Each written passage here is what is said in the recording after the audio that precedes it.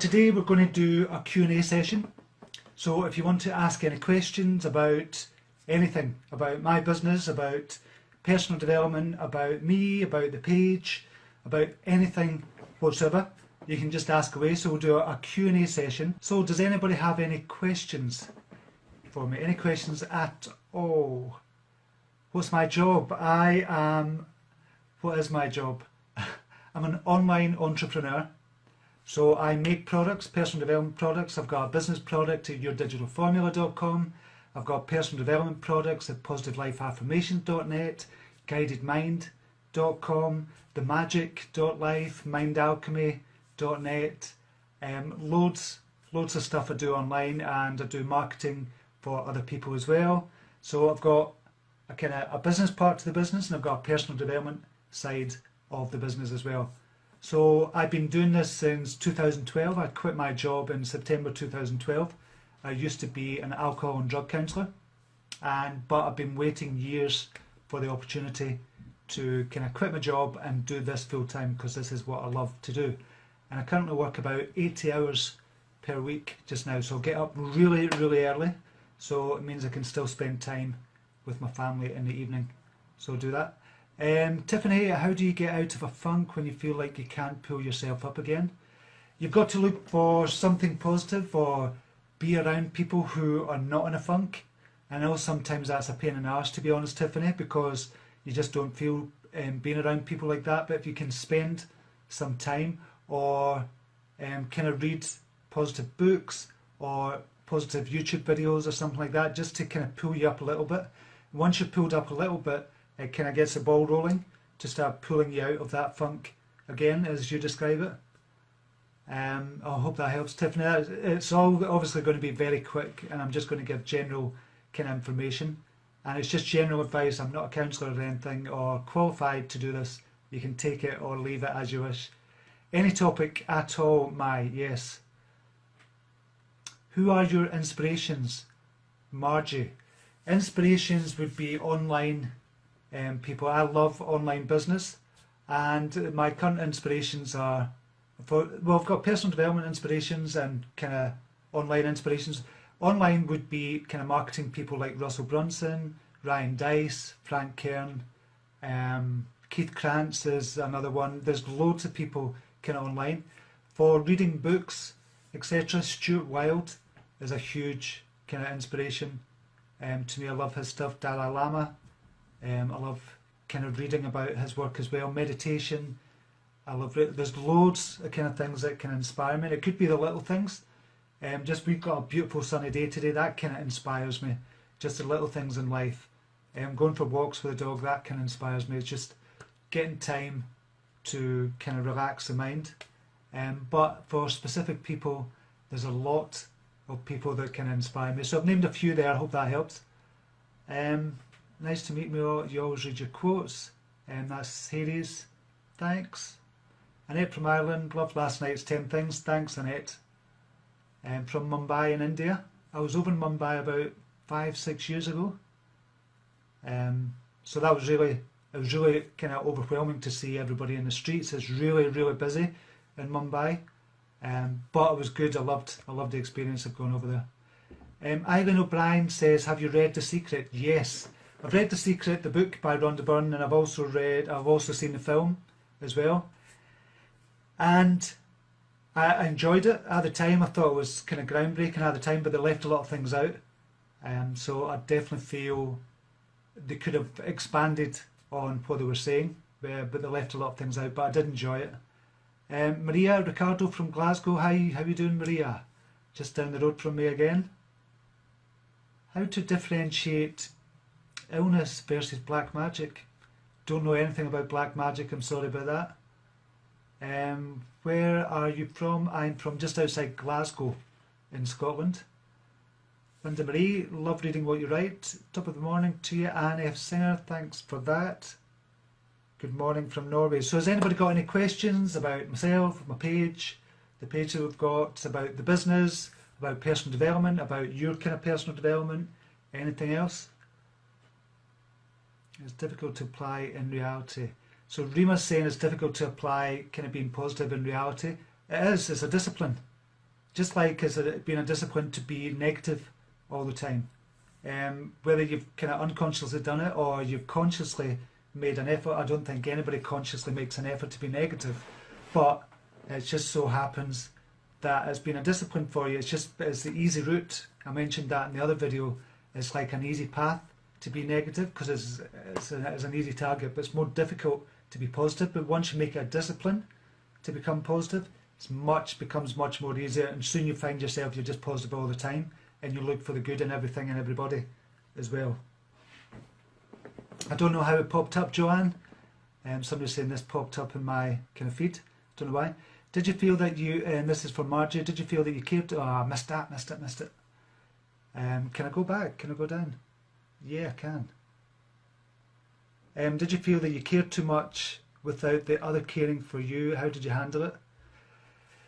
That's a difficult one. Yeah, in my younger days, yes, there's definitely a bit of that, and you kind of, I soon realised at, what age was I don't know, 22, 23, if you could let go of the neediness for caring for somebody, I presume you're talking about a relationship here, whereby you don't need them, you just want them, but you definitely don't need them in your life. If you can get to that stage in a relationship, then that relationship is going to be so much more stronger, because the neediness within all of us, not just you, Margie, but the neediness within all of us kind of repels people away. That energy doesn't gel well. But if you can love somebody without needing them, that's the ultimate stage to be at. So, for example, I know my wife kind of adores me, but she doesn't need me, and she could handle life without me as well. It might be kind of heartbreak for both of us, but she actually doesn't need me. So if you can get to that stage in your relationship, you'll find you have a much, much stronger relationship. Who is this man? It's me. That was from Irma. Ross Heath, hi, how you doing? What do you do for fun besides business, which is fun as well? It is for fun, yeah. Thanks for being so positive. Rosemary Cyro. What do I do for fun? I like to go out with my wife, obviously, for dinner, to the movies, just kind of go on holidays just to relax. We're going on holiday we're going to Greece in July. We've got a holiday booked, so I'm looking forward to that. That's just going to be some downtime. For fun as well, I love to read. I try and read as much as I can when I do get time. So spending time with the family, that's the most important thing, I think, and that's my kind of fun time, that's my downtime as well. So that's what I kind of do for fun. Rihanna, why are you awake so early? Always get up early, and I've made it a practice of getting up early for the last 15 years, because when I was doing this, when I was trying to build this business online, what I was doing is I was getting up really early so I could put in the hours before I went to my full-time job, which was, as I said, an alcohol and drug counsellor. So I had to put in some hours before I went to my full-time job and put in some hours after. And I've just got into the habit of getting up early, about 4:30, 5 o'clock every morning. I missed that question. Bernadette Taylor, I've been used to and lied to people by I thought were great friends. It was at work. I'm just going to look at that. I've lost confidence in what I do, but how do I regain confidence after this? This is obviously very specific, Bernadette, so there's a lot of things you can do. Again, it's about trying to let go of people and not needing them, but still being great friends with them. How you get to that stage, that's a kind of chicken and the egg. You've got to have confidence to get to that stage in your life. But the things you do is think about self-reliance. So you're relying on yourself more rather than relying on other people. And if you can start to rely on yourself more, and that really starts with being comfortable spending time on your own. For example, if you can do that, you become really confident within yourself. Sounds like a little thing to do, but it really does work. So it's just about the little steps that you can do, Bernadette, and just carry on. I'm just going to push this post up. Okay, nice day. So has anybody got any more questions? I feel so stuck in my life, like I have nowhere to go. What can I do? Ebony, it depends on what your kind of goals are in life. Well, hopefully you've got goals in your life. Ebony. And if you don't have goals, set small goals for yourself in life so you can achieve them. That builds up the confidence within you, and it'll let you find out where you want to go in life, what you want to do, what your purpose is in life. So that's a good place to start. Just kind of have goals, small goals that you set for yourself each day or each week or each month. So every month you have a bigger goal to set. Every year you've got a big goal that you really want to drive towards as well. So you've got to always be looking forward towards the future, and it gives you something to look forward to and gives you something to work towards as well. That's just one thing. Obviously I'm very general here, Ebony, but that's one thing I would advise. Okay, we've got any more questions? Right, I'm just looking for how to get over from work now. We'll listen later. Janine says she's at work just now. Steve, all of his post good, thank you. Do you have words to say? Right, I'm just going to see. Gloria Guil, is that? My future is in my hand now, but job is not easy to get. How can I be independent in my life? Let's just keep trying, Gloria. There's no kind of other way to say. If you can't find a job just now, it's just to keep trying. And in the meantime, just to try and keep updating your skills, whatever your skill set is just now, trying to keep updating your skills. If you can't get a job just now, try to do some volunteer work in the meantime.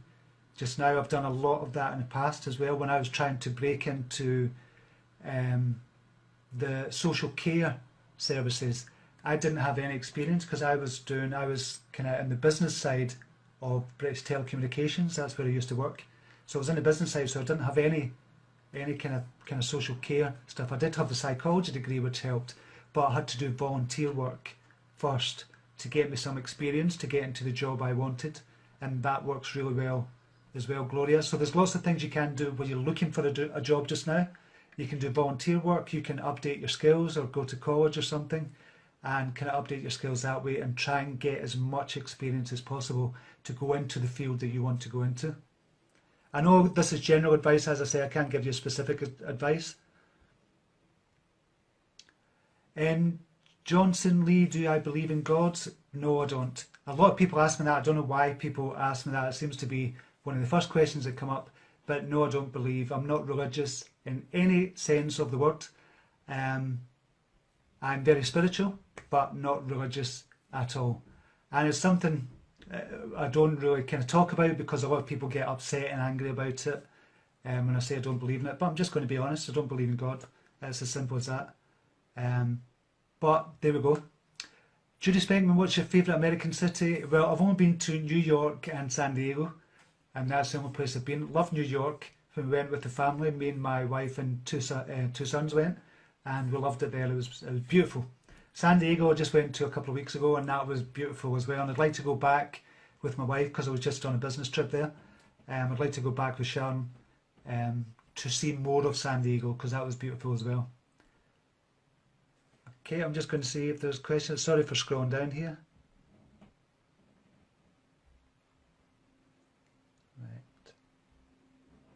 Right. June, I work enjoying your video. Try to always look ahead sometimes. I feel bad when a person makes me feel incomplete, but I try to put them in my life without keeping them out of my life. How do I... don't quite see more. How do I resist the negativity? I'm spiritual and I think that is wonderful that you are. Thanks for that, first of all, June Chutka. So you've got somebody obviously that's negative in your life, and how do you kind of deflect their negativity from you? I spoke about this in another video this week, and it was about kind of surrounding yourself in a giant bubble. Now, or obviously imaginary, not a real, don't get a real bubble and surround yourself in a bubble. So it's an imaginary bubble you kind of put right around you, and you can do it around your whole house, around your car, around the people that you love as well, and I've done that as well. It sounds weird, but it really does work. So you just imagine yourself in a giant clear bubble. You can still see out, but it deflects negative energy from you. It lets positive energy out, it lets positive energy in and out, but it deflects negative energy coming in to you. So that's one way to try. That's just one tool that you can try. There's lots of other ways, kind of guided visualizations, work really well. Positive affirmations works really well to project more of your positive energy, so it deflects from the negative energy as well. So I hope that helps, June. Again, it's generalised, but hopefully it helps. Just scrolling down to see if there's any more.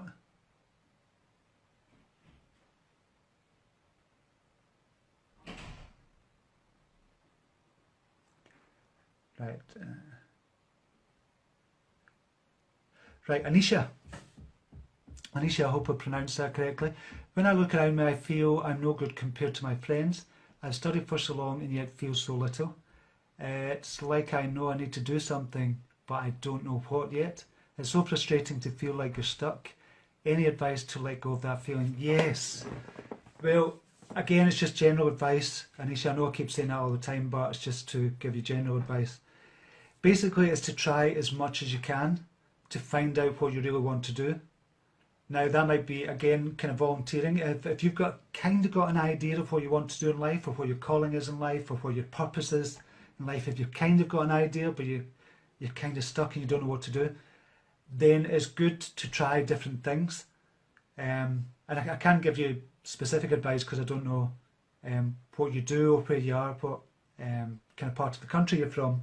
But it's good to try lots of different things, meet lots of different people, go and join kind of different groups and stuff like that, and just dip in and dip out. And eventually what will happen is you'll find something that really, really resonates with you. So it just kind of resonates with your whole energy. I thought, okay, this is more along the lines of what I want to do. So when I first started thinking about, okay, what do I really want to do in life? And this was back 15 years ago. I thought, okay, I want to help people in some way, but I need to understand how people work, first of all. So I did a psychology degree. Now, I didn't want to become a psychologist. I just wanted to do the degree to prove to myself that I could do it. And I done it, and I loved the experience, and I thought, I love the mind, how it works. I love people. I love to understand how people work and interact with each other, and how the whole dynamics of the brain works as well. I just love all that kind of information. So I thought, okay, I want to kind of go down that route. So I still didn't know exactly what I wanted to do. I want to still I'm on the right path almost. It's just like a marker sign. And that's what you'll have in your life as well. You'll do things that are just little markers along the road to what you really want to do, because you might not be able to see the road ahead, but try different things that will become your markers for what you do kind of eventually want to do. So with the psychology degree, once I'd done that, I thought, okay, I want to help people. So then I got into the social care field to help the homeless. So I was going around helping homeless people, helping rehouse them and stuff like that. And I thought, okay, it's still not exactly what I want to do. I want to help more people on a bigger scale. I still didn't know, but it was another marker along the path. And eventually I came to online personal development, and I could reach people on a much bigger scale. And I thought, this is it. This is what I want to do. This is what I'm going to be doing. And this is what I'll be doing for the rest of my life, because I love it so much. So look out for little markers along the path of what you really want to do. But you have to try new things. So I hope that helps. Okay. Right, I'm just going to scroll all the way down and see what we've got, because I'm missing, obviously I've missed a lot of questions. There's a hell of a lot of kind of stuff here. Cindy K. Wilson, can you explain more about limited beliefs? I was not completely understanding. Yes, a limiting belief, Cindy, is where, I'm just going to pause that there just now.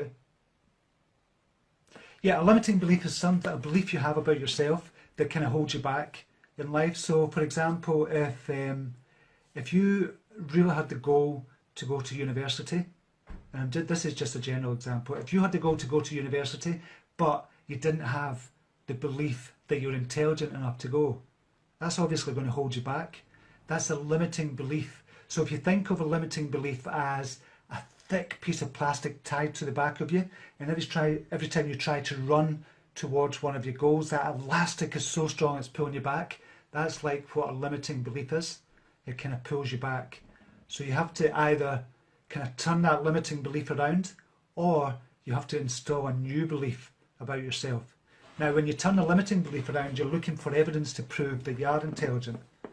And again, this is just an example. It's not talking about you specifically, Cindy, but that's just an example. So you look for evidence from your past, from your present, and from what you're doing kind of in general in life.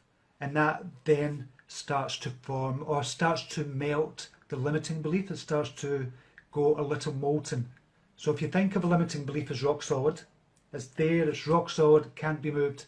But then if you start questioning that limiting belief, okay, say for example, is intelligence you're kind of thinking about, if you start questioning it, just saying, well, I am intelligent, I passed that test, I passed these kind of exams in school, I love to read, I'm very curious, that's all signs of you being intelligent. So this rock solid limiting belief that you have begins to turn kind of a little bit molten, and then you look for evidence to prove that you are intelligent, and then that kind of limiting belief is kind of crumbling away, and then a new belief is kind of forming to say, I am intelligent, I can go to university, I can do this, and you can go for it, and that's what forms a new belief. It's not quite as simple as that, there's more to it than that, but that's kind of the basis of how it works.